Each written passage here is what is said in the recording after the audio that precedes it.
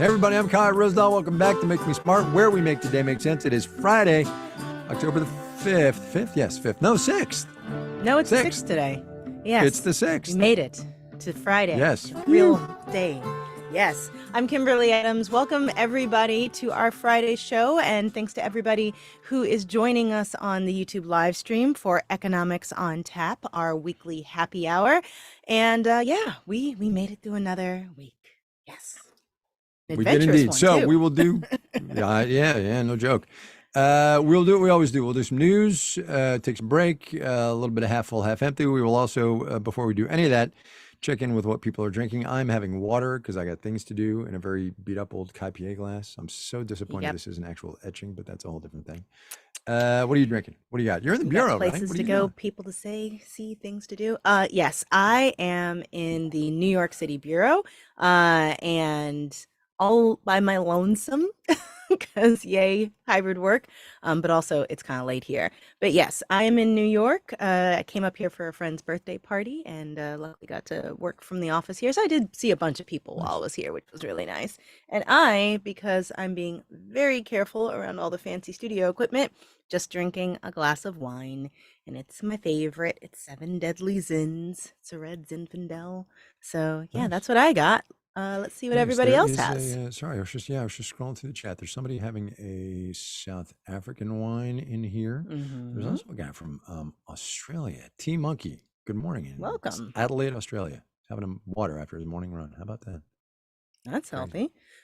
April is having a Diet Dr. Pepper mixed with fruit kombucha. I wonder how that tastes. That's interesting. Yeah, pass. Okay. Blaze from Minnesota over in the Discord having a Munich Dunkel. Is that a thing? While brewing it's a beer, yes. It's a beer. Okay. While brewing a late summer shandy clone. I don't understand half of those words. Shandy is also kind of beer. Yeah. Okay, thank you. Okay. Yeah, you get fancy with your cocktails, and us beer people just have to try to keep up. Okay, well done. Let's see. What else do we have? Diego Flores says you should try non-alcoholic beer, that there are a bunch of good options now. So you don't have to just keep drinking water. I have tried, and I will leave the brand up because I was not a fan of it, but I tried a brand that came very highly recommended from a person whose opinion in beer I respect. And here's the thing. I took a sip, and it was fine at the front, but then the finish was like wet cardboard, and it kind of wrecked it for me. So I guess I'll try a couple more. My other option is to go really low ABV session IPAs, There's that. Yeah. John Wagner in the YouTube chat has homemade gin with tonic. Wow. Yeah, that's impressive. I mean, of course, as I've said before, I think gin is the devil, but I also dislike tonic, which I didn't know until I had my first ever gin and tonic, and it was a bad day because like the tonic made me feel nauseous, and then the gin was like also not great for me. So that is just like the epitome of a drink that I cannot have. And even tonic and other things, like, ugh, don't like it. Was your first gin and tonic your last gin and tonic? No, it wasn't. I've tried several over the years. Just like I'll sip somebody else's because they're like, "Oh no, you have to try this gin. It's so much better, and you'll like this gin." And the flavor of gin is not my favorite. I don't like hate it, but it's just the devil, so I avoid it. But tonic just actively like grosses me out. So anyway. All right, I'm getting some really good recommendations on non-alcoholic beers here. So Ration Ale, somebody write this down and email it to me. Ration Ale, athletic non-alcoholic beer, and then wait, there's another one. Lagunitas non-alcoholic IPA. All right, okay, all right. We'll give them a try. Let's get to some news. Yeah, why don't you go first? Okay, let's do that. Okay, so mine is more like theoretical than it is actual news. There's a piece in the New York Times today, the headline of which is, "How do Americans feel about politics? Disgust isn't a strong enough word." So, right, given everything that's going on and all the failings of specifically Republicans in Congress. But here's the bigger picture. And if you listen to Marketplace this afternoon, you'll hear me and Catherine Rampell and Lynette Lopez talking about this. We are now at a perilous moment in this economy because Interest rates are high, and they are going to stay high. So I mean the rate the Fed controls.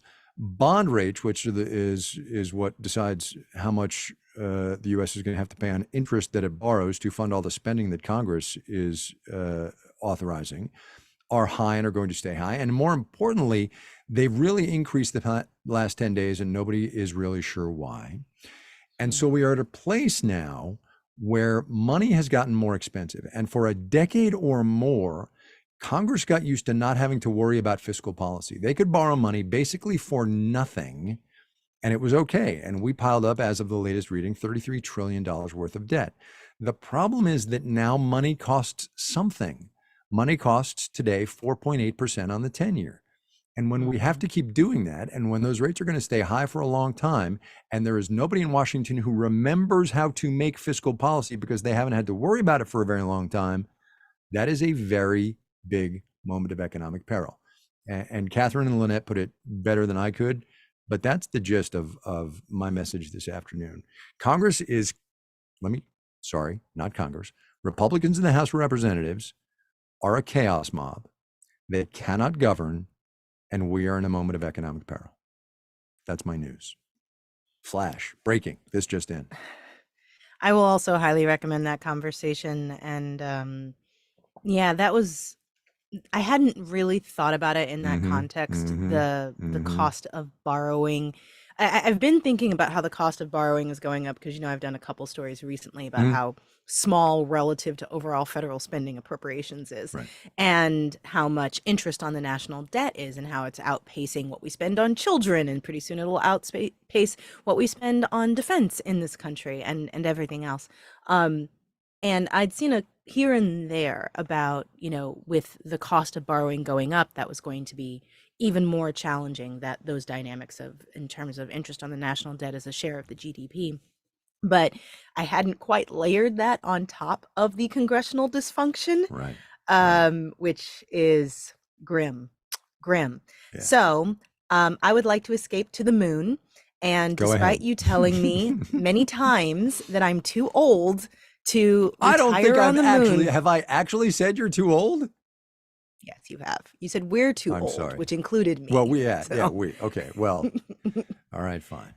yes. Sorry. But according to the New York Times, maybe in your lifetime, people will live on the moon and then Mars.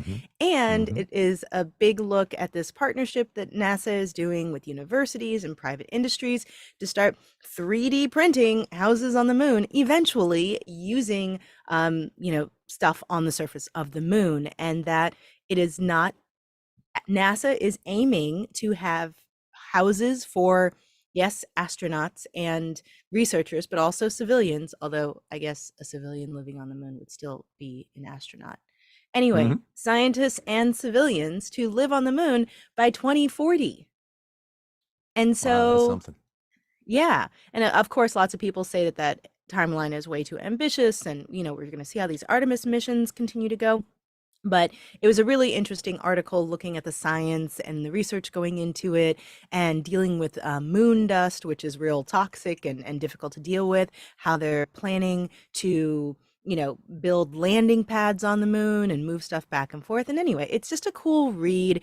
And, I love this stuff, but every time I, think, every time I get excited about it, also echoing in the back of my head is that poem, Whitey's on the Moon. Have you ever heard that poem? I have not, no. It is sort of a Black activist poem about all of the social ills that we ignore while focused on outer space exploration. It was written around the time of the Apollo moon landing. And this idea that, congratulations, a white person has landed on the moon, but at the same time, all of that money that is being directed towards that is not being directed at all of the social ills in the country that really need investment. And so, yes, love space. I'm so excited about it, but that's always sort of echoing in the back of my head. Right. Thank you. Somebody in the chat said it was Gil Scott Heron who wrote that poem. And yeah, it's something. So that's one of my news pieces. Do you believe that we can be on the moon now, Kai? Well, somebody points out in the chat that John Glenn was 77 when he went up for the second time in the space shuttle. So, there's hope. Hmm. Hope. Okay. News item number 2 is the company that makes the abortion pill, which I always mispronounce, but mifepristone, um, Mifepristone. but mifepristone. Thank you. Has released, with their permission, names of some independent pharmacies across the country that have actually started distributing this medication under the new loosened guidelines from the FDA that allows pharmacies to distribute it. Some of the big ones, CVS and Walgreens, said that they will start distributing it in certain places, but only after they, go through some additional approvals. But there are a lot more pharmacies that plan on doing this, but putting these names out, these pharmacies are doing it at risk to themselves, because people who are very opposed to the abortion pill say that they're going to be targeting them for boycotts and for protests and things like that. And it's another moment in this debate of how sort of the regulatory state is running up against the Supreme Court, which is probably going to be reviewing this in the next year or so, the FDA's ability to, allow this to be sold at pharmacies. And that there's just so many fronts where abortion is still being fought out. And some of it is just like grinding regulation and paperwork and all of these different pharmacies trying to figure out whether or not it is worth the individual risk to carry it where they are, including some of these pharmacies in places where there are extreme restrictions on abortion. And I just wanted to note it. It's a moment. And yeah, that's my news. Yeah. There you go. Okay. Yes, let's see. We now need to take a quick break. But before we go, we have some news, because it is a time of year where we ask you, I know it's additional news on top of the news that we did earlier. Go ahead and laugh at me, Kai. It's fine. I chuckled. I giggled. Come on. It's okay. It was a Laughter good turn is of phrase. It wonderful. was news on top of the news. It was fine. News on top of the news. All right. Because we ask you for your support and y'all came through. So thank you very much. We actually reached and passed our fundraising goal. So thank you very much to everyone. More than 2,000 marketplace investors stepped up to support us over the last couple of weeks. Power in numbers. And we're incredibly grateful for our community of listeners and your generosity. I know that you all have a lot of choices where you can put your dollars for support, and we're grateful that you give it to us. So thank you. And we did it. Yay. We did it. And what that means is that we're going to do a virtual trivia night, date TBD. If you are not yet an investor, $5 or more will get you in the door of this thing. Go to marketplace.org/GiveSmart. And again, thanks a lot for helping us out this time. We'll be right back. Yeah, thank you.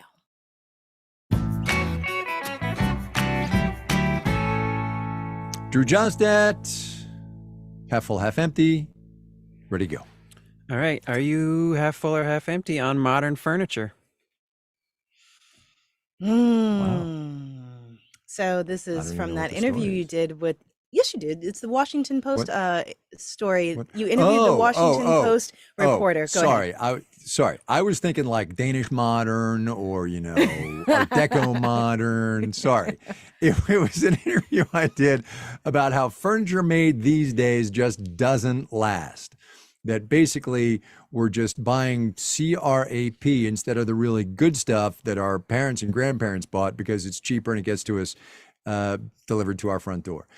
Interestingly enough, in that interview with a reporter from the Washington Post, whose name I sadly forget, I learned that IKEA furniture that you put together at home can be found in vintage furniture stores from like the 1980s. So I thought that was very interesting. Generally, I mean, look, I've got IKEA cabinets and modern furniture in my house. So I guess I'm okay because we got to live and not everything can be as expensive, I guess. Yeah, I grew up in a house full of antiques, and so I Oh. have just sort of a nostalgic connection to old furniture. And so, like in my house, it's a mix of all of these antiques pieces that I either got from my family or that I got off of, I have a dining room table. It's this beautiful antique table that somebody gave away for free on Craigslist. But then I also have my fair share of IKEA furniture, Right. and you know, the frustration I often have with furniture is that it is literally cheaper to get something new than to fix what you have. And there are so Yep. few people who can fix what you have. I have this lamp I want to get rewired, and I know it's not really furniture, but it's like a lamp from the 1950s, super cool. Got it at like a thrift store, needs rewiring, and I can't find anybody to rewire the Mm-hmm. lamp Mm-hmm. in this particular way that it needs to be. And it's like there's not a lot of people with skills. So anyway, I am going to go half empty on modern furniture because I like the old stuff. That's fair. Totally fair. Totally fair. Drew, what else? Half full or half empty on YouTube obituaries. Man, so this is another interview I did, and this was kind of disturbing. So there are people out there, and look, so it's about obituary scraping. So it's not a new phenomenon, but the idea of putting it on YouTube is people who take obituaries and read them onto a YouTube video, and through doing that a bunch of times, aggregate enough clicks and views to generate income out of it. And it's really disturbing. It's kind of gross. I'm completely empty. And no. Yeah, I'm completely empty as well. That was a real grim story. Mm-hmm. And Mm-hmm. the nod to how AI is going to be, generative AI is going Yeah. to be Yeah. influencing this in the future was Yeah. additionally grim. So all the way empty. Totally.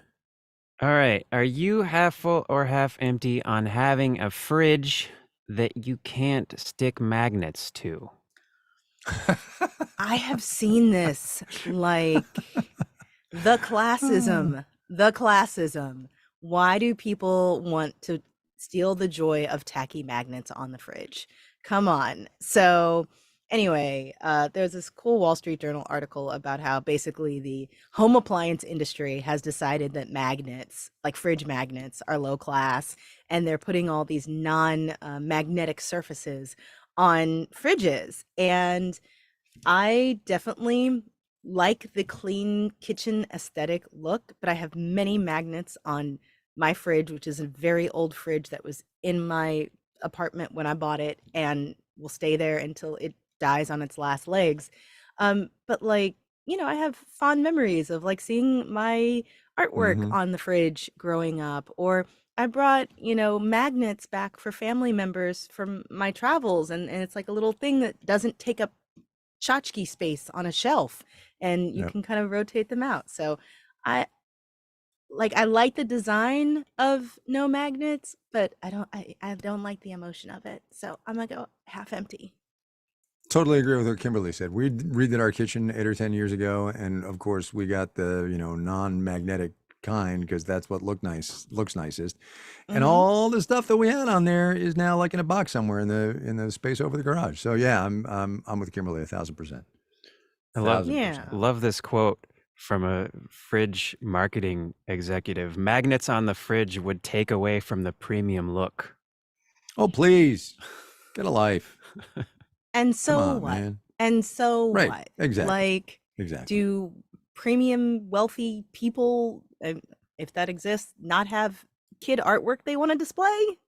Yeah, I don't know. Anyway. I don't know. Anyway, Costco is selling gold online and cannot keep it in stock. Are you half full or half empty on buying gold bars from Costco? Did they ask Senator Menendez? Good one. Oh snap! Sorry. Wow. It was right there. Wow. It was right Wow. there. I don't know. Physical gold as an investment vehicle tends a lot of the. I read an article a while back. I'll have to dig it up, and maybe we can put it in the show notes about how predatory that particular industry is, and I worry a bit about people getting into gold collecting, and then that being sort of like the gateway into falling into some of these more predatory things. So I'm gonna go half empty. Yeah, I'm half empty for that, but also, as was pointed out somewhere else on public radio, I don't remember where I heard it, it would be better for your investment portfolio, instead of buying gold bars at Costco, you just bought Costco shares, because they have outperformed gold like hugely the last decade. So, Wow. yeah. Yeah. Obviously consult your own financial advisor. Just disclaimer, just saying. Sure. All right. What's Anyway. next? Got Is one this left. the poll question? Yes. Okay. All right, one left. So poll. All right. Yes, everybody in the YouTube chat who is able to log in to the chat to do this thing, get ready to vote, and we will vamp. Okay, I have. Everybody. Sorry. sorry. I'm just reading the chat. Everybody thinks I've got gold bars in those Costco boxes behind me in the shed. Believe me when I tell you that's not what's in there. I should do an unboxing of those boxes one day, and you guys would be really disappointed. Anyway. Okay. Anyway, Drew, go ahead. I Sorry. have a topic, and then I can maybe give a couple of data points on this one. The question is, are you half full or half empty on self-checkout? And Go ahead, give the data points. From the story in Business Insider, I have a couple of things to mention. One, Okay. Kroger operates a store in Tennessee that's self-checkout only, with staff available for assistance as needed. But also, industry estimates, grain of salt maybe, suggest as much as a 30 to 60% rise in inventory losses, depending on how many self-checkout stations a store has. And also, multiple retailers are realizing that maybe self-checkout requires as much labor in supervision, maintenance, and IT support as it might be saving them in checkout clerk hours. Super I interesting. remember, so this piece was very interesting because, this is technology that has been around for quite a while and was, as I recall, one of the very public facing examples of automation taking jobs that everybody could see. Like, oh my gosh, the grocery store checkout clerk who you talk to, they're going to all lose their jobs. And many did, for sure, but not all of them. And this article is sort of laying out how people often scan for one thing, even when they may be walking away with something else, or scanning one item and taking two. And also, even if you're just like, buying wine or whatever, they have to check your ID. And so, like, Right. how much time does it actually save? I mean, I can speak from my experience in my own local grocery store. I think it does save time because lots of people just want one or two things that aren't complicated and they zoom through. And especially with like, the checkout on when you pay with your phone or tap to pay or something like that, it really moves the people who are in and out very quickly. And if I have a lot of stuff, especially like a lot of fruits and vegetables that need weighing and stuff, I'll just go to the regular checkout line. What bothers me is when there aren't staffed regular checkout lines, because then that slows down the self-checkout lines for everybody else. So, that's mine. Totally. What are your thoughts? So where are you? Half full or half empty? I don't want to. We have to wait until the poll, and then I'll say. Right. Sorry. Oh, well, then I just better stop. Well, we got 180 votes in the poll, so let's close the poll, right? Okay, let's close the poll. Let's close the poll. I am half. Let's see. What was the question though? Is just on self-checkout in general? Yeah. I'm half full on self-checkout, but it probably does need a revisiting. And I think that's what a lot of these retailers are doing. Walmart, looking differently at the whole thing, Kroger looking differently. I think we still need, and probably always will need, some type of human interaction to get us out of the grocery store. Right. So it's a labor story, obviously. It's a shrinkage story, the theft story, all that jazz. I personally like them because I can zip on through, right? But if I've got a lot of stuff, just like Kimberly said, I'm going to the regular checkout lane with an actual human being. But there are more of them coming because companies will continue to do this for as long as the equation works somewhat in their favor. And I think now and for a long time, it's going to.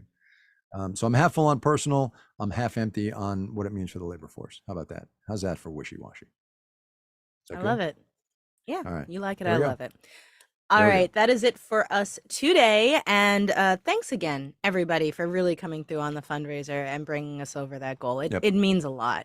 But if you have a question or a comment that you would like to share, if you want to give us your deepest feelings and emotions about self-checkouts, feel free. Our email is makemesmart@marketplace.org. You can also call us at 508-UB-SMART.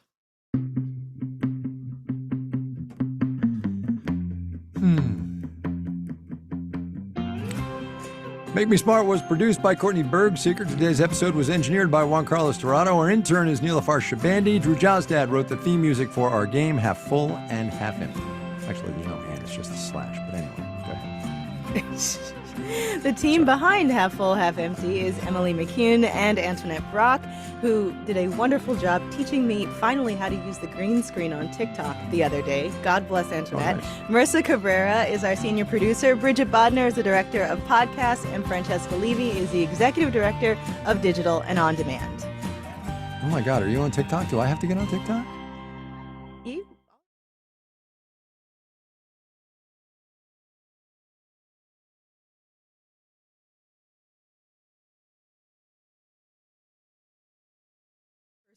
on Half Full Yeah. on self-checkouts, Half Full 56%, Half Empty 43% with 185 votes. Thank you, That's everyone good who participation. participated. That's Yeah, good it is. participation. I'll take that. That's awesome. Good looking out. All right. There we go.